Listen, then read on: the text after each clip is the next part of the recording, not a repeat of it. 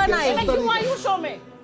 रुक जाइए आपने ना। उनको दिया, फिर आप उनके पास चली गए, आप वापस उनके पास चली गई। क्योंकि आप दोनों सवाल तो भाजपा से ही पूछ रहे हैं। ये क्या दादागिरी है यार? आप दोनों सवाल भाजपा से सवाल तो पूछो, जवाब तो दूं मैं, फिर आप बात करने का समय है। के पास चली गई, अब आप वापस भाजपा के पास क्या चली गई तरीका है? ये क्या शो कर रही हैं आप Padmaja ji? It's a waste of my time. Supriya ji, दोनों के सवाल का जवाब मांगा जाएगा। अभी मजा आएगा ना भिड़ो। पिक्चर चालू करो बे। 53% आम आदमी पार्टी के पास, 39% भारतीय जनता पार्टी के पास। एंटी इनकम्बेंसी है 10 साल की आपके खिलाफ, पानी के बिल हैं आपके खिलाफ, बिजली नहीं आ रही है आपके खिलाफ, और अब ये बोनांजा भी मिल गया है भारतीय जनता पार्टी की तरफ से। ये गैप जो है खत्म हो सकता है। मैं अपने इंतजार करती रही, आप मेरे पास आई नहीं। आओ सुप्रिया जी बेटे भाई, अरे आम आदमी पार्टी को भी बोलने दीजिए, वो भी है। उनका डायरेक्ट आक्षेप था, आपको मेरे पास आना चाहिए था। आऊंगी आपके पास। मैं तो चुपचाप सुन रहा था, हमारी बात भी सुन लो एक मिनट, है ना। देखो, सबसे इंपॉर्टेंट ये है कि ये पूंजीपतियों की सरकार है। इनको हर चीज में केवल पूंजीपतियों को इंपॉर्टेंस देना है। जैसा कि अरविंद केजरीवाल जी ने कहा कि यूनियन बजट में कहे कि अपने मित्रों पूंजीपतियों का जो है सो जिस तरीके से 16 लाख करोड़ का कर्जा माफ किया, आगे कर्जा माफ नहीं करेंगे। केवल ये कहने से और ये करने से आपको पता है, तो 10 लाख की मांग की थी, उन्होंने 12 लाख कर दिया। आपने तो सिर्फ 10 लाख का टैक्स एग्जेम्पशन मांगा था, वो 12 लाख हो गया। मैंने कहा ना कि अरविंद केजरीवाल जी ने 7 डिमांड रखा, उसमें से एक माना, उसको अप्रिशिएट कर रहे हैं ना, उसको कहां डिनाई कर रहे हैं, है ना। मैं नेगेटिव राजनीति नहीं करता हूं, लेकिन आप एक बात को समझिए कि अरविंद केजरीवाल जी ने प्रधानमंत्री जी को चिट्ठी लिख के कहा था ना कि आप यूनियन बजट में रखो कि आप जो है सो जिस तरीके से लाखों करोड़ रुपया अपने पूंजीपति मित्रों का आपने जो है सो आज तक माफ किया, वो नहीं करोगे। और जैसे ही जो एसेंशियल कमोडिटीज है उसके ऊपर जो आप जीएसटी का दर कम करोगे, उससे बहुत बेनिफिट होगा। क्या कोई देश आगे बढ़ सकता है बिना शिक्षा का बजट बढ़ाए, बिना हेल्थ का बजट बढ़ाए, प्राइमरी सेक्टर के अंदर में काम किए बिना? आप मुझे बताओ, नहीं हो सकता है। और दिल्ली को इन्होंने क्या दिया आप सोचो, दिल्ली की जनता 1,75,000 करोड़ रुपया केंद्र सरकार को टैक्स देती है, और बदले में आज तक ये 325 करोड़ रुपया देते थे। इस बजट में वो भी नहीं है। दिल्ली वालों के साथ धोखा किया इन लोगों ने। और इतना ही नहीं किया, 486 रुपया पर व्यक्ति म्युनिसिपल कॉर्पोरेशन को पूरे देश में दिया जाता है, दिल्ली को नहीं देते ये लोग, जानबूझ के नहीं देते हैं। दिल्ली के लोगों से बदला निकालते हैं, क्योंकि दिल्ली के लोग इनको वोट नहीं देते हैं। और ऊपर से फाइनेंस कमीशन ऑफ इंडिया कहता है कि टोटल बजट का 42% will straight away go to the state government. आप मुझे बताओ कि 1,75,000 करोड़ रुपया आप दिल्ली से टैक्स लेते हो, बदले में दिल्ली वालों को कुछ नहीं मिलता है, झुनझुना मिलता है। ऊंट के मुंह में जीरा है, लॉलीपॉप है, झुनझुना है। और अरविंद केजरीवाल ने जो ट्वीट किया वो भी पढ़ के सुना देती हूँ। देश के खजाने का एक बड़ा हिस्सा चंद अमीर अरबपतियों के कर्जे माफ करने में चला जाता है। मैंने मांग की है बजट में ऐलान किया जाए, किसी अरबपति के कर्ज को माफ नहीं किया जाएगा। मिडिल क्लास के होम लोन और व्हीकल लोन में छूट दी जाए, किसानों के कर्जे माफ किए जाए, इनकम टैक्स और जीएसटी की टैक्स दरें आधी कर दी जाए। कुछ भी नहीं किया है आपने, एक झुनझुना पकड़ा दिया ये मिडिल क्लास के नाम पे। रोहन गुप्ता, जनता बेवकूफ नहीं है। देखिए, सबसे बड़ी चीज क्यों आई हूँ शो में, जरा मुझे ये भी बता दीजिए। अरे सुप्रिया जी, 3 वे फाइट है दिल्ली के अंदर, एक एक करके सबकी टर्न आएगी। क्यों आई हूँ शो में?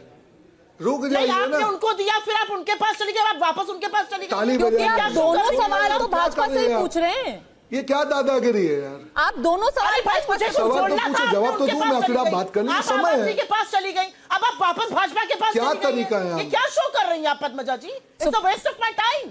सुप्रिया जी, दोनों के सवाल का जवाब मांगा जाएगा। चलिए, आप भी अपना जवाब, आप भी अपना सवाल जोड़ दीजिए आम आदमी पार्टी के साथ। फिर कुछ पॉइंटेड आंसर्स नहीं मिलेंगे, क्योंकि वो आपका आंसर अवॉइड कर लेंगे। एक एक करके सवालों का जवाब लेंगे ना। For anyone except for the 3.2 crore people, that's the reality। और अब मैं किसी के बीच में नहीं बोली थी, मेरी बातें सुन लीजिए। थोड़ा शायद लोग सुनना चाहते हैं कि बजट में क्या था, तू मैं नहीं करना चाहते हैं। ये किस मुंह से प्राइम मिनिस्टर ग्रामीण योजना की बात करते हैं? 10 साल से सत्ता में, इस साल 37,80,000 घर बनने थे ग्रामीण योजना के अंतर्गत। पीएम आवास बने 5,43,000 है, ये असलियत है। अब बात करते हैं महिलाओं की, ये महिलाओं की बात करेंगे। पीएम पोषण जो मेन स्कीम होती है, 12,500 करोड़ आवंटित थे, 2,500 करोड़ काट लिए गए। आंगनवाड़ी पोषण 2.0 1200 करोड़ काट लिए गए। वात्सल्य में 1472 आवंटित थे, खर्चा 1300 करोड़ हुए। और मिशन शक्ति में 1700 करोड़ रुपए काट लिए। ये महिलाओं की बात करते हैं। आगे पीएलआई की बात करती हूं, जॉब्स और सृजन की बात कर रहे थे ना, रोजगार की। ये आंकड़े हैं और ये आपका कच्चा चिट्ठा खोल रहे हैं। पीएलआई माइती में 423 रुपए की कटौती हुई। 3,500 करोड़ रुपए पीएलआई स्कीम ऑटोमोबाइल सेक्टर के लिए आवंटित थे। खर्च कितने हुए पता है?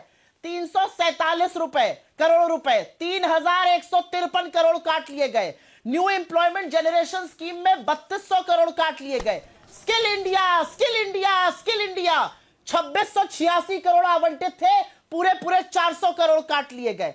आगे की बात करते हैं, एमएसएमई की बात करूं, मैं आपके चैनल पर देख रही थी, अभी चल रहा था, उसका क्रेडिट दुगना। क्रेडिट क्यों दुगना कर रहे हैं? 61,000 एमएसएमईज आपने बंद करा दिए पिछले 3 सालों में। यह आपका रिपोर्ट कार्ड है। एमएसएमई के लिए एक्सपोर्ट का बाजार आप खोल नहीं पा रहे। असलियत यह है कि एक्सपोर्ट लगातार गिर रहा है विदेशी मार्केट में। मैन्युफैक्चरिंग की बात कर रहे थे, आज फिर से मैन्युफैक्चरिंग के उस शेयर की बात करी गई जो कागजी शेयर बन के म्याऊ म्याऊ कर रहा है, दहाड़ी नहीं पा रहा है, गरज ही नहीं पा रहा है।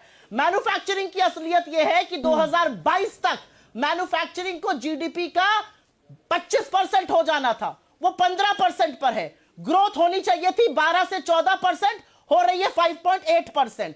और एक छोटी सी बात कहकर मैं अपनी बातें खत्म करती हूं। हम भी आंकड़े बोलेंगे, वो भी आंकड़े बोलेंगे। हम आंकड़े बजट से बोल रहे हैं, वो व्हाट्सएप के फर्रे से हो सकता है बोल रहे हो। एक छोटी सी आपको 30 सेकंड में कहानी सुना देती हूं। जो कर्जे की बात कर रहे थे ना, सबका जी चंगा सी, एक सुमन नाम की औरत थी, उत्तर प्रदेश से आती हूं, एटा की रहने वाली थी। उसके पति की 1.5 साल पहले मृत्यु हो गई और उसके 6 बच्चे थे और एक बूढ़ी सास थी। एक दिन जब वो रात को घर में खाना बनाने गई तो 6 रोटी भर का आटा था, खाने वाले 8 थे। सुमन ने सल्फास खाकर जान दे दी और अपनी बेटी से कहा घर का ध्यान रखना। यह आर्थिक तंगी है।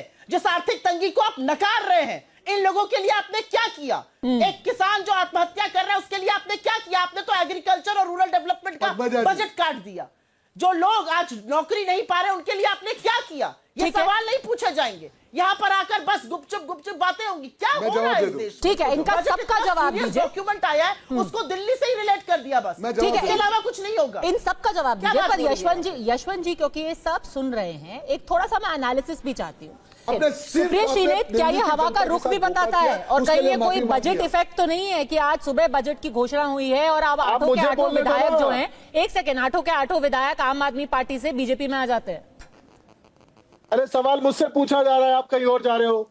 ये सुप्रिया श्रीनेत, दिल्ली में चुनाव आम आदमी पार्टी और भाजपा का है ना। अरे ऋतुराज जी, आप फैसला नहीं करेंगे ना कि 2 ही पार्टियां लड़ रही हैं चुनाव? है तो कांग्रेस भी बात है। कोई काम नहीं हुआ, अभी 5 ही दिन बचे ऋतुराज जी, अभी मत नाराज होइए, सब नाराज हैं इस पैनल पे। अभी मैं बताता हूँ ना, मुझे बोलने तो दो आप। अरे 1 सेकेंड, अभी सुप्रिया श्रीनेत से भी सवाल मैं पूछ रही हूँ, आपने बता दिया ना, आपने रिएक्शन दे दिया, उनसे भी एक सवाल पूछ लूं। 1 सेकेंड, सुप्रिया श्रीनेत, क्या ये हवा का रुख बता रहा है? हवा का रुख तो देखिए इतना विषाक्त है कि हवा क्या बता रही है वो पता नहीं, क्योंकि दिल्ली का नवजात बच्चा भी 25 सिगरेट के बराबर प्रदूषण झेल रहा है। दिल्ली में अरविंद केजरीवाल जी जो है वो 5 साल पहले कहते थे यमुना ना साफ हुई तो वोट मत देना, अब पानी की बोतल लगाकर प्रेस कॉन्फ्रेंस कर रहे हैं। जिनको मां गंगा ने बुलाया था वो आंकड़े नहीं दे पाए 18 घंटे तक मृतकों के कुंभ से। तो मेरा मुंह मत खुलवाइए, नो डेटा अवेलेबल सरकार पर या आम आदमी पार्टी पर। मैं वापस डिबेट पे 30 सेकंड के लिए बजट पे बोलना चाहती हूं और उसके बाद मुझे जाना होगा। इंपॉर्टेंट बात यह है कि इस बजट के पहले कॉर्पोरेट टैक्स आजाद हिंदुस्तान में पहली बार इनकम टैक्स से कम था। असलियत यह है कि कॉर्पोरेट टैक्स घटाकर सरकार ने 4.5 लाख करोड़ का नुकसान झेला, लेकिन निवेश और सृजन पर, नौकरी पर जरा सी भी सुई की नोक नहीं हिली। और वही अब हम देखना चाहते हैं कि आगे क्या होगा। और यूएस और चाइना की और G20 की बातें होती हैं। मैं आपको एक छोटा सा एग्जांपल दे देती हूं और इसके बाद मैं अपनी बात खत्म करूंगी। 100 रुपए की इकोनॉमी को 10% ग्रो करना पड़ेगा 10 रुपए ऐड करने के लिए। 500 रुपए की इकोनॉमी को 2% ग्रो करना पड़ेगा 10 रुपए ऐड करने के लिए। और 1000 रुपए की इकोनॉमी को 1% ग्रो करना पड़ेगा 10 रुपए ऐड करने के लिए। यूएस 2.7 पे ग्रो हुआ, उन्होंने $800 बिलियन ऐड किए। चाइना 4.3 पे ग्रो हुआ, उन्होंने $900 बिलियन ऐड किए। हम 6.4 पर हफ्ते ग्रो कर पे भी $250 बिलियन ही ऐड कर पा रहे हैं। तो आंकड़ों को मत झुठलाइए, मानिए कि 8% ग्रोथ करनी पड़ेगी, नहीं तो झुंझुना विकसित भारत का 2047 तक बजाइएगा। 22 साल तक 8% ग्रोथ करिएगा, तब भारत विकसित हो पाएगा। अन्यथा यही 6% ग्रोथ लेकर बैठे रहेंगे हम सब। ये आप लोगों की कवायद है, ये आपकी असलियत है। बाकी मेरा मुंह मत खुलवाइए बजट पर।